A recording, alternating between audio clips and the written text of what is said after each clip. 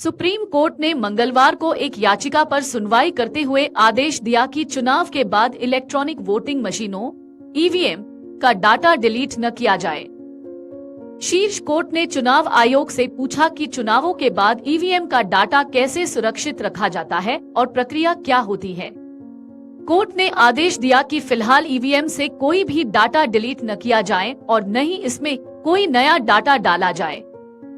Chief justice CJI Sanjeev Khanna की अध्यक्षता वाली पीठ ने चुनाव आयोग से पूछा कि चुनावों के बाद ईवीएम की मेमोरी और माइक्रो कंट्रोलर को बंद करने की प्रक्रिया क्या है।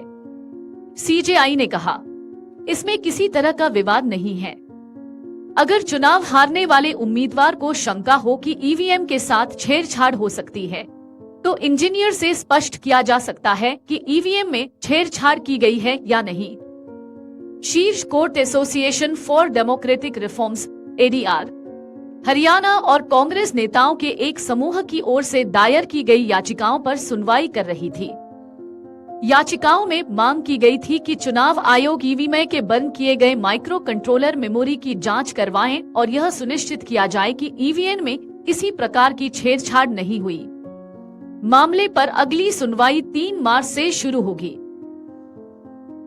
बता दें कि विशेष संवाददाता सुप्रीम कोर्ट ने मंगलवार को इलेक्ट्रॉनिक वोटिंग मशीन (ईवीएम) के सॉफ्टवेयर और हार्डवेयर की सत्यापन की मांग पर भारत के निर्वाचन आयोग (ईसीआई) से जवाब मांगा है।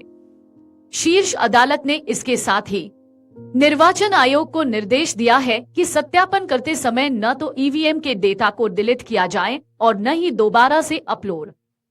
मुख्य न्यायाधीश संजीव खन्ना और दीपांकर दत्ता की पीठ ने यह आदेश गैर सरकारी संगठन association for democratic reforms (ADR) और चुनाव में हारे हुए उम्मीदवार सर्व मित्तर की ओर से दाखिल अर्जी पर विचार करते हुए दिया है। याचिकाओं में निर्वाचन आयोग को ईवीएम की जली हुई मेमोरी, माइक्रो कंट्रोलर और सिंबल लोडिंग यूनिट (एसएलयू) की जांच और सत्यापन करने का आदेश देने की मांग की गई है। एडीआर की ओर से अधिवक्ता प्रशांत भूषण ने पीठ को बताया कि सुप्रीम कोर्ट द्वारा 26 अप्रैल 2024 को चुनाव के बाद ईवीएम की जली हुई मेमोरी, माइक्रो कंट्रोलर और सिंबल लोडिंग यूनिट (एसएलयू) की जांच और सत्यापन के आदेश का निर्वाचन आयोग द्वारा समुचित तरीके से पालन नहीं किया जा रहा है। इसके बाद पीठ ने निर्वाचन आयोग को 15 दिन के भीतर अपना जवाब दाखिल करने और ईवीएम की सत्यापन के लिए अपनाई गई प्रक्रिया के बारे में विस्तार से जवाब दाखिल करने को कहा। साथ ही निर्वाचन आयोग ने पीठ को भरोसा दिया कि सत्यापन प्रक्रिया के दौरान ईवीएम के डेटा को न तो डिलीट किया जाएगा और न ही दोबारा से अपलोड। सुप्रीम कोर्ट ने पिछले साल 26 अप्रैल के मतपत्र से चुनाव कराने की मांग को खारिज करते हुए ईवीएम पर भरोसा जताया था।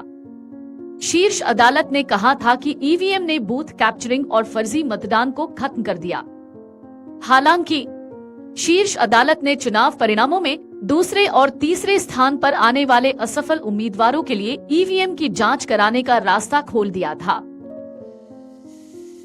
अगर आप ये वीडियो YouTube पर देख रहे हैं तो हमारे चैनल को सब्सक्राइब कर बेल आइकन दबाएं और Facebook पर देख रहे हैं तो हमारे पेज को लाइक करें। 8 मिलियन प्लस सब्सक्राइबर, आपके इस भरोसे के लिए बहुत धन्यवाद।